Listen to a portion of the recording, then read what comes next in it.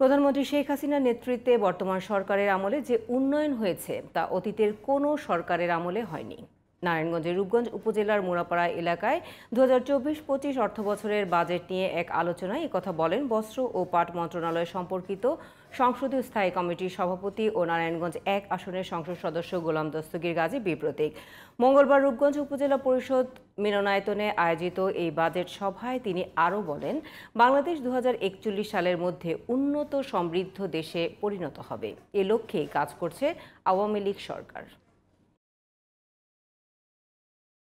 শিক্ষাক্ষেত্রে আমাদের মনে আমাদের খরচটা সরকার থেকে ভবন মেরামত থেকে যা দেয় ওয়াশ ব্লক থেকে আরম্ভ করে সব সরকার থেকে দেওয়া হয় এবং এবং স্কুলের প্রাইমারি স্কুল এবং সরকারি স্কুলের এমপিও যারা সরকার থেকে দেওয়া হয়।